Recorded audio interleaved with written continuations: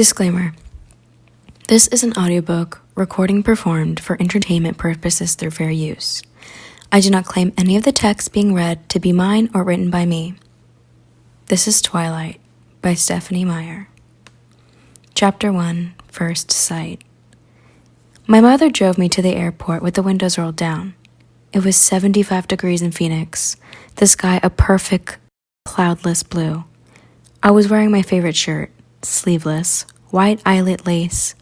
I was wearing it as a farewell gesture. My carry-on item was a parka. In the Olympic Peninsula of Northwest Washington State, a small town named Forks exists under a near constant cover of clouds. It rains in this inconsequential town more than any other place in the United States of America. It was from this town and its gloomy, omnipresent shade that my mother escaped with me when I was only a few months old. It was in this town that I'd been compelled to spend a month every summer until I was 14. That was the year I finally put my foot down. These past 3 summers, my dad Charlie vacationed with me in California for 2 weeks instead. It was to Forks that I now exiled myself, an action that I took with great horror. I detested Forks. I loved Phoenix. I loved the sun and the blistering heat. I loved the vigorous, sprawling city. "Bella," my mom said to me, the last of 1,000 times, before I got on the plane. "You don't have to do this." My mom looks like me, except with short hair and laugh lines. I felt a spasm of panic as I stared at her with wide, childlike eyes. How could I leave my loving, erratic, harebrained mother to fend for herself? Of course, she had Phil now, so the bills would probably get paid, there would be food in the refrigerator, gas in her car, and someone to call when she got lost, but still. "I want to go," I lied. I'd always been a bad liar, but I've been saying this lie so frequently lately that it sounded almost convincing now. "Tell Charlie I said hi." "I will. I'll see you soon," she insisted. "You can come home whenever you want. I'll come right back as soon as you need me." But I could see the sacrifice in her eyes behind the promise. "Don't worry about me," I urged. "It'll be great. I love you, Mom." She hugged me tightly for a minute, and then got on the plane, and she was gone. It's a 4-hour flight from Phoenix to Seattle, another hour in a small plane to Port Angeles, and then an hour drive back down to Forks. Flying doesn't bother me. The hour in the car with Charlie, though, I was a little worried about that. Charlie had been fairly nice about the whole thing. He seemed genuinely pleased that I was coming to live with him for the first time with any degree of permanence. He had already gotten me registered for high school and was going to help me get a car. But it was sure to be awkward with Charlie. Neither of us was what anyone would call verbose, and I didn't know what there was to say regardless. I knew he was more than a little confused by my decision. Like my mother before, I hadn't made a secret of my distaste for Forks. When I landed in Port Angeles, it was raining. I didn't see it as an omen, just unavoidable. I already said my goodbyes to the sun. Charlie was waiting for me with the cruiser. This I was expecting too. Charlie is Police Chief Swan to the good people of Forks. My primary motivation behind buying a car, despite the scarcity of my funds, was that I refused to be driven around town in a car with red and blue lights on top. Nothing slows down traffic like a cop. Charlie gave me an awkward one-armed hug when I stumbled my way off the plane. "It's good to see you, Bells," he said, smiling, as he automatically caught and steadied me. "You haven't changed much. How was Renee?" "Mom's fine. It's good to see you too, Dad." I wasn't allowed to call him Charlie to his face. I only had a few bags. Most of my Arizona clothes were too permeable for Washington. My mom and I had pooled our resources to supplement my winter wardrobe, but it was still scanty. It all fit easily into the truck of the cruiser. "I found a good car for you, really cheap," he announced when we were strapped in. What kind of car? I was suspicious of the way he said, "good car for you," as opposed to just, "good car." "Well, it's a truck, actually, a Chevy." "Where did you find it?" Do you remember Billy Black down at La Push?" La Push is the tiny Indian reservation on the coast. "No." "He used to go fishing with us during the summer," Charlie prompted. That would explain why I didn't remember him. I did a good job of blocking painful, unnecessary things from my memory. "He's in a wheelchair now," Charlie continued when I didn't respond, "so he can't drive anymore, and he offered to sell me his truck cheap." "What year is it?" I could see from his change of expression that this was the question he was hoping I wouldn't ask. "Well, Billy's done a lot of work on the engine. It's only a few years old, really." I hope he didn't think so little of me as to believe I wouldn't give up that easily. "When did he buy it?" "He bought it in 1984, I think." "Did he buy it new?" Well, no. I think it was new in the early 60s or late 50s at least," he admitted sheepishly. "Dad, I don't really know anything about cars. I wouldn't be able to fix it if anything went wrong, and I couldn't afford a mechanic." "Really, Bill? The thing runs great. They don't build them like that anymore." The thing, I thought to myself. It had possibilities. As a nickname, at the very least. How cheap is cheap? After all, that was the part I couldn't compromise on. "Well, honey, I kind of already bought it for you, as a homecoming gift." Charlie peeked sideways at me with a hopeful expression. "Wow, free." "You didn't need to do that, Dad. I was going to buy myself a car." "I don't mind. I want you to be happy here." He was looking ahead at the road when he said this. Charlie wasn't comfortable with expressing his emotions out loud. I inherited that from him. So I was looking straight ahead as I responded. "That's really nice, Dad. Thanks. I really appreciate it." No need to add that my being happy in Forks is an impossibility. He didn't need to suffer along with me, and I never looked a free truck in the mouth, or engine. "Well, now, you're welcome," he mumbled, embarrassed by my thanks. We exchanged a few more comments on the weather, which was wet, and that was pretty much it for conversation. We stared out the windows in silence. It was beautiful, of course, I couldn't deny that. Everything was green. The trees, their trunks covered with moss, their branches hanging with a canopy of it, the ground covered in ferns. Even the air filtered down greenly through the leaves. It was too green. An alien planet. Eventually, we made it to Charlie's. He still lived in a small, 2-bedroom house that he'd bought with my mother in the early days of their marriage. Though those were the only kind of days their marriage had. The early ones. There, parked on the street in front of the house that never changed, was my new to me, truck.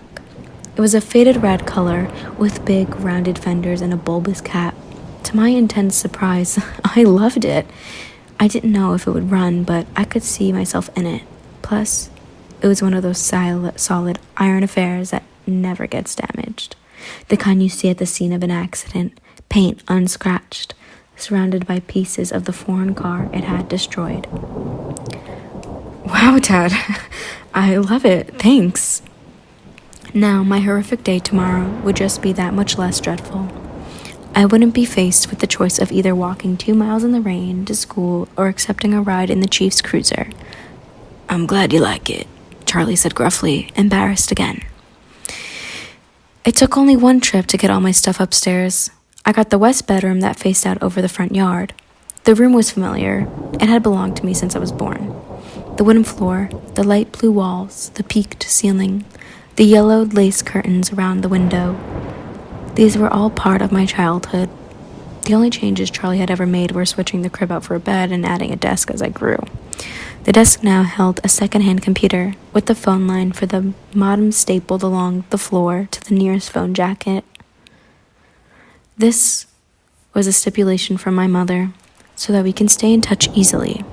The rocking chair from my baby days was still in the corner. There was only one small bathroom at the top of the stairs, which I had to share with Charlie. I was trying not to dwell too much on that fact. One of the best things about Charlie is he doesn't hover. He left me alone to unpack and get settled, a feat that would have been altogether impossible for my mother. It was nice to be alone, not to have a smile and look pleased, a relief to stare dejectedly out the window at the sheeting rain and just let a few tears escape. I was in the mood to go on a real crying jag. I would save that for bedtime, when I would have to think about the coming morning.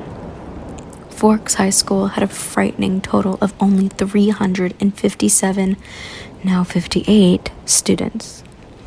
There were more than 700 people in my junior class alone back home. All the kids here had grown up together, Their grandparents had been toddlers together. I would be the new girl from the big city. A curiosity.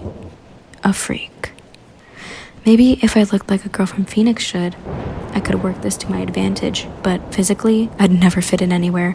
I should be tan, sporty, blonde, a volleyball player, or a cheerleader, perhaps all those things that go with living in the Valley of the Sun.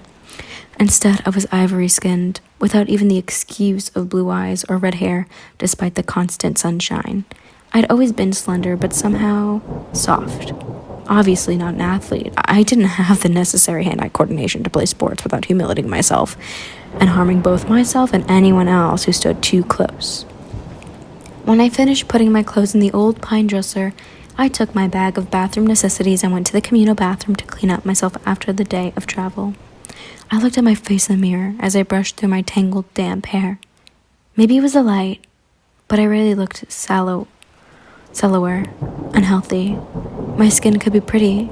It was very clear, almost translucent looking, but it all depended on color.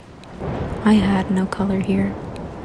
Facing my pallid reflection in the mirror, I was forced to admit that I was lying to myself. It wasn't just physically that I'd never fit in.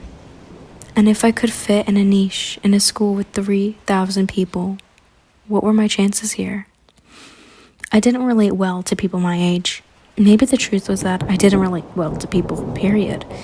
Even my mother, who I was closer to than anyone else on the planet, was never in harmony with me. Never on exactly the same page. Sometimes I wondered if I was seeing the same things through my eyes that the rest of the world was seeing through theirs. Maybe there was a glitch in my brain, but the cause didn't matter. All that mattered was the effect, and tomorrow would be just the beginning. I didn't sleep well that night, even after I was done crying. The constant whooshing of the rain and wind across the roof wouldn't fade into the background. I pulled the faded old quilt over my head and later added the pillow too, but I couldn't fall asleep until after midnight, when the rain finally settled into a quieter drizzle. Thick fog was all I could see out my window in the morning, and I could feel the claustrophobia creeping up on me. You could never see the sky here. It was like a cage. Breakfast with Charlie was even a quiet event.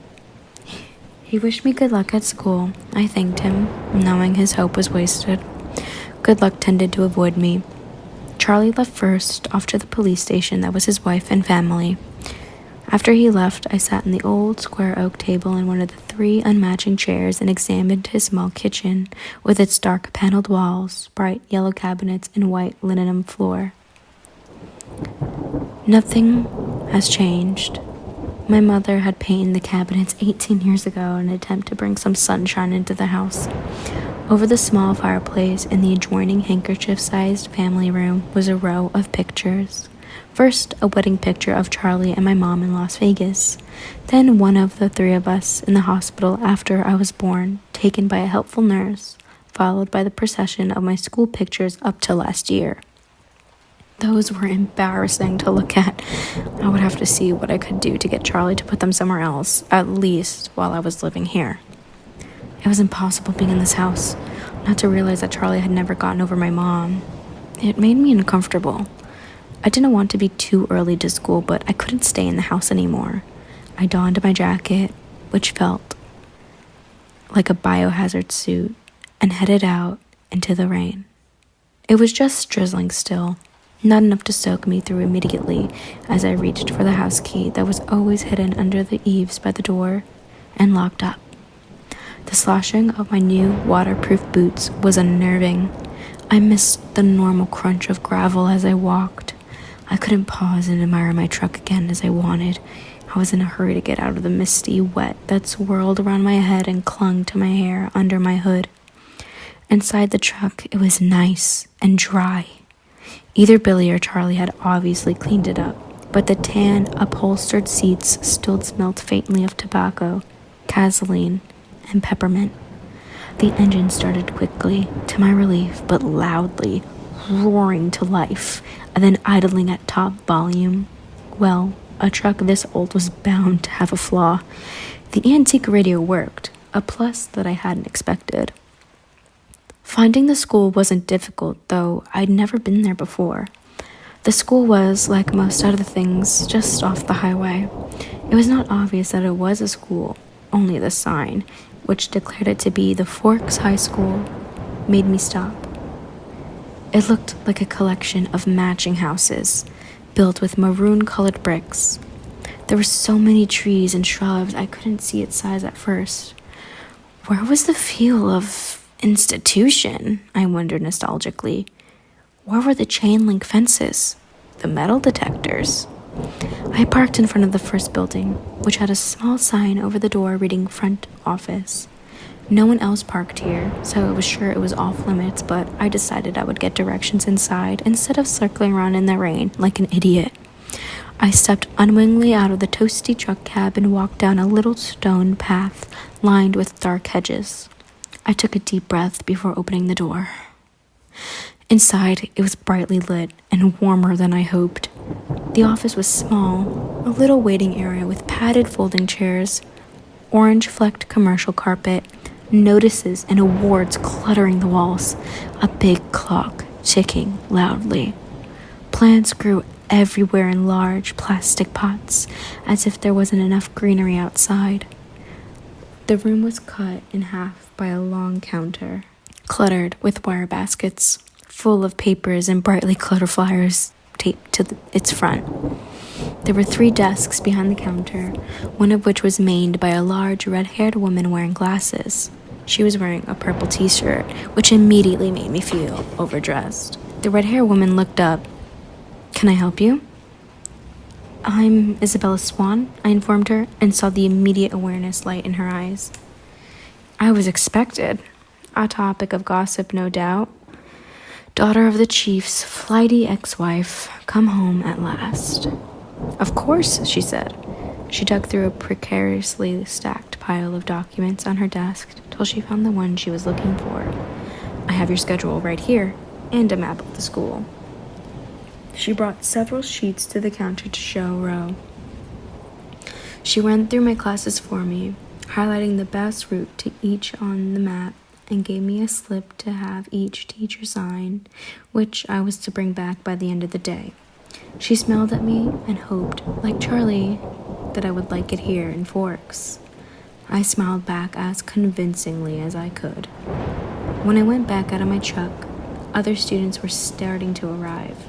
I drove around the school, following the line of traffic. I was glad to see that most of the cars were older, like mine, nothing flashy. At home, I'd live in one of those few lower-income neighborhoods that were included in the Paradise Valley district. It was a common thing to see a new Mercedes or Porsche in the student lot. The nicest cars here was a shiny Volvo, and it stood out. Still, I cut the engine as soon as I was in a spot so that the thunderous volume wouldn't draw attention to me. I looked at the map in the truck, trying to memorize it now. Hopefully, I wouldn't have to walk around with it stuck in front of my nose all day. I stuffed everything in my bag, slung the strap over my shoulder, and sucked in a huge breath. "I can do this," I lied to myself. No one was going to bite me. I finally exhaled and stepped out of the truck. I kept my face pulled back into my hood as I walked to the sidewalk, crowded with teenagers. My plain black jacket didn't stand out, I noticed with relief.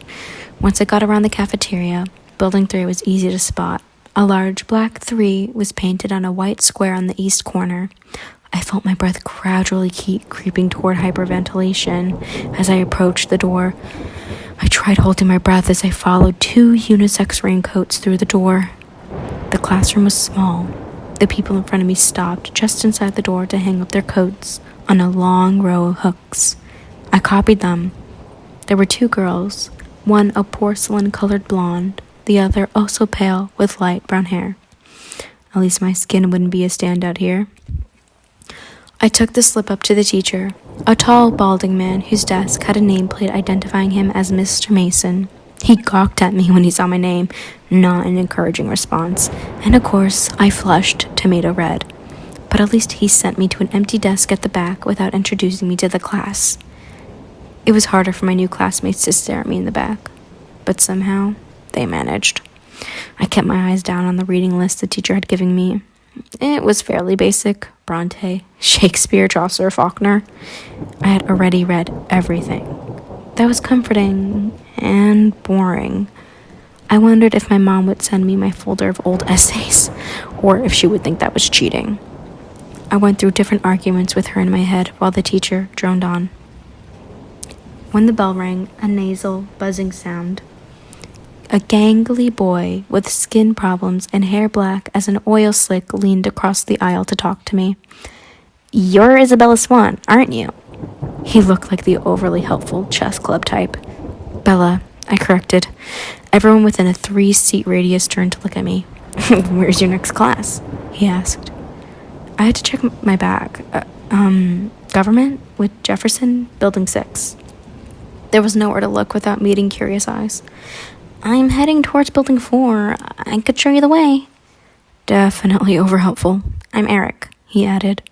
I smiled tentatively. "Thanks." We got our jackets and headed into the rain, which he had picked up. I could have sworn several people behind us were walking close enough to eavesdrop. I hope I wasn't getting paranoid. "So, this is a lot different than Phoenix, huh?" he asked. "Very. It doesn't rain much there, does it?" 3 or 4 times a year. "Wow. What must that be like?" he wondered. "Sunny," I told him. "You don't look very tan." "My mother is part albino." He studied my face apprehensively and I sighed. It looked like the clouds and a sense of humor didn't mix. A few months of this, and I'd forgot how to use sarcasm. We walked back around the cafeteria to the south buildings by the gym. Eric walked with me right to the door, though it was clearly marked. "Well, good luck," he said as I touched the handle. "Maybe we'll have some other classes together." He sounded hopeful. I smiled at him vaguely and went inside.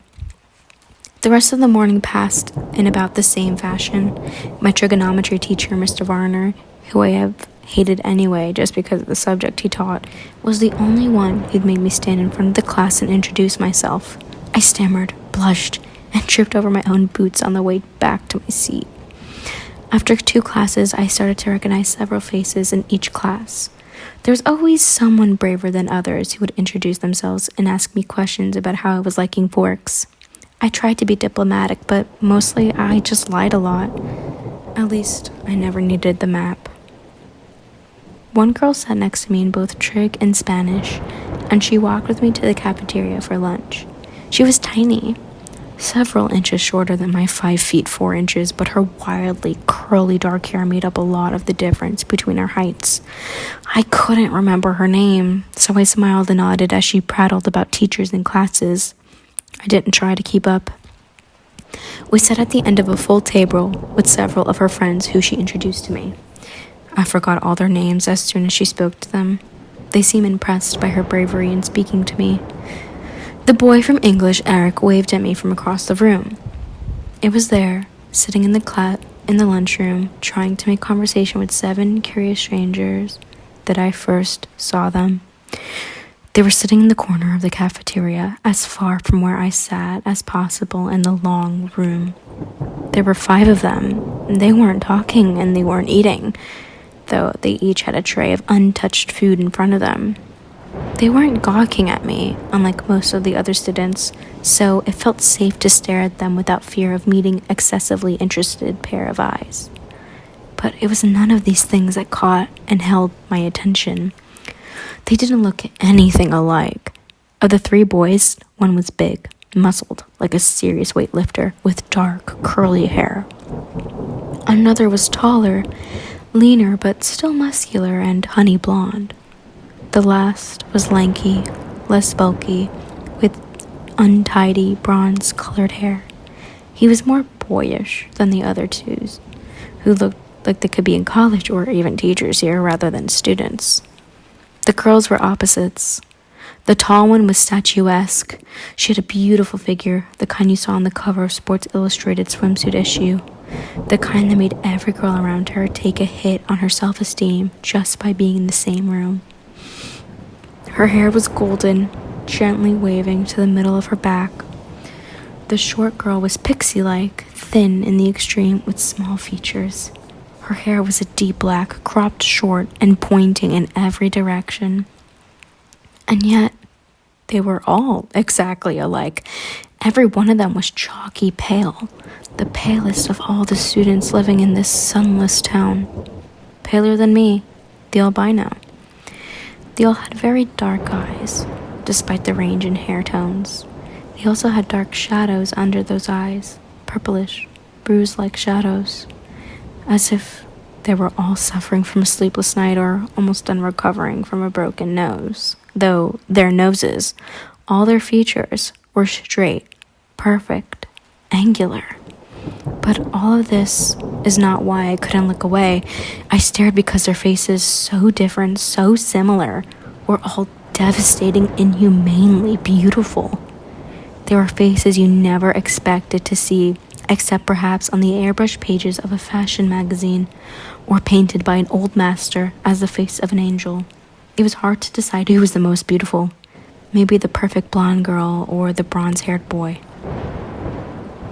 They were all looking away from each other, away from the other students, away from anything in particular as far as I could tell. As I watched, the small girl rose with her tray, unopened soda, unbitten apple, and walked away with a quick, graceful lope that belonged on a runway. I watched, amazed at her lithe dancer steps, till she dumped her tray and glided through the back door faster than I would have thought possible.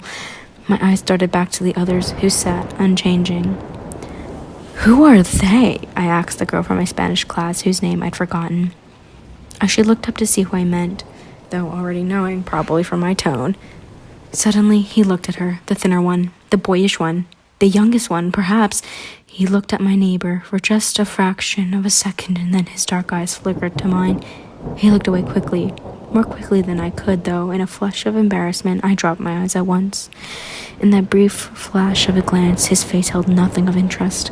It was as if she had called his name, and he'd look up in an involuntary response, already having to decide not to answer. My neighbor giggled in embarrassment, looking at the table like I did. "That's Edward and Emmett Cullen, and Rosalie and Jasper Hale, and the one who left, Alice Cullen. They all lived together with Dr. Cullen and his wife." She said this under her breath.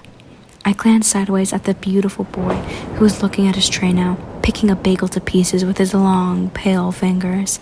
His mouth was moving very quickly, his perfect lips barely opening. The other three still looked away, and yet I felt like he was speaking quietly to them. Strange, unpopular names, I thought. The kind of names grandparents had, but maybe that was in vogue here. Small town names? I finally remembered that my neighbor was called Jessica, a perfectly common name. There were 2 girls named Jessica in my history class back home. "They are very nice looking." I struggled with the conspicuous understatement. "Yeah," Jessica agreed with another giggle. "They're all together, though. Emmett and Rosalie and Jasper and Alice, I mean, and they live together." Her voice held all the shock and condemnation of the small town, I thought critically. But if I was being honest, I had to admit that even in Phoenix, that would cause gossip. "Which ones are the Cullens?" I asked. "They don't look related." "Oh, they're not. Dr. Cullen is a really young, maybe in his 20s or 30s, and they're all adopted.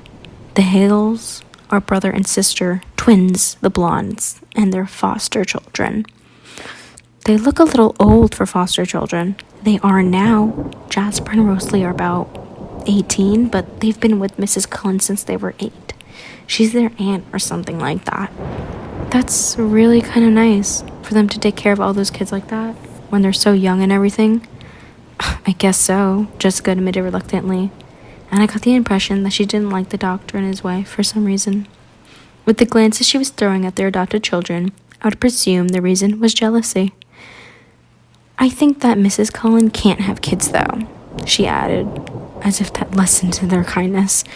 Throughout all this conversation, my eyes flickered again and again to the table where this strange family sat. They continued to look at the walls and not eat. "Have they always lived in Forks?" I asked. Surely I would have noticed them on one of my summers here. "No," she said in a voice that implied it should be obvious. even to a new arrival like me. They just moved down like 2 years ago, somewhere from Alaska. I felt a surge of pity and relief. Pity because as beautiful as they were outsiders, clearly not accepted. Relief that I wasn't the only newcomer here, and certainly not the most interesting thing by any standard. As I examined them, the youngest one of the Cullens looked up and met my gaze, this time with evident curiosity in his expression. As I looked swiftly away, it seemed to me that his glance held some kind of unmet expectation. "Which one is the boy with the reddish-brown hair?" I asked. I peeked at him from the corner of my eye, and he was still staring at me, but not gawking like the other students had today. He had slightly frustrated expression. I looked down again. "That's Edward. He's gorgeous, of course, but don't waste your time. He doesn't date. Apparently none of the girls here are good-looking enough for him." She sniffed, a clear case of sour grapes. I wondered when he'd turn her down. I bit my lip to hide my smile. Then I glanced at him again. His face was turned away, but I thought his cheek appeared lifted, as if he were smiling too. A few more minutes, the four of them left the table together. They were all noticeably graceful, even the big brawny one. It was unsettling to watch. The one named Edward didn't look at me again. I sat at the table with Jessica and her friends longer than I would have if I was sitting alone. I was anxious to not be late for class on my first day. One of my new acquaintances, who considerately reminded me that her name was Angela, had biology 2 with me the next hour. We walked to class together in silence. She was shy too. We entered the classroom. Angela went to sit at a black-topped table, exactly the same ones to the ones I was used to back home. She already had a neighbor, though. In fact, all the tables were filled. All but one. Next to the center aisle, I recognized Edward Cullen by his unusual hair, sitting next to that single open seat. As I walked down the aisle to introduce myself to the teacher and get my slip signed, I was watching him surreptitiously. Just as I passed, he suddenly went rigid in his seat. He stared at me again, meeting my eyes, with a strange expression on his face. It was hostile, furious. I looked away quickly, shocked, going red again. I stumbled over a book in the walkway, and I had to catch myself on the edge of a table. The girl sitting there giggled. And I noticed that his eyes were black. Coal black. Mr. Banner signed my slip and handed me a book with no nonsense about introductions. I could tell we were going to get along. Of course, he had no choice but to send me to the one open seat in the middle of the room. I kept my eyes down as I went to sit by him, bewildered by the antagonistic stare he'd given me. I didn't look up as I set my book on the table and took my seat, but I saw his posture change from the corner of my eye. He was leaning away from me, sitting on the extreme edge of his chair and averting his face like he smelled something bad. Inconspicuously, I sniffed my hair. It smelled like strawberries, the scent of my favorite shampoo. It seemed an innocent enough odor. I left my hair fall over my right shoulder, making a dark curtain between us, and tried to pay attention to the teacher. Unfortunately, the lecture was on cellular anatomy, something I had already studied. I took notes carefully, anyways, looking down. I couldn't stop myself from peeking occasionally through the screen of my hair at the strange boy next to me. During the whole class, he had never relaxed his stiff position on the edge of his chair, sitting as far away from me as possible. I could see his hand on his left leg was clenched into a fist, tendons standing out under his pale skin. This too, he never relaxed. He had the long sleeves of his white shirt pushed to his elbows, and his forearm was surprisingly hard and muscular beneath his light skin. He wasn't nearly as slight as he had looked next to his burly brother. The class seemed to drag on longer than the others. Was it because the day was finally coming to a close, or because I was waiting for his tight fist to loosen? It never did. He continued to sit so still, it looked like he wasn't breathing. What was wrong with him? Was this his normal behavior? I questioned my judgment on Jessica's bitterness at lunch today. Maybe she was not as resentful as I thought. It couldn't have been anything to do with me. He didn't know me from Eve. I peeked up at him one more time and regretted it. He was glaring down at me again, his black eyes full of revulsion.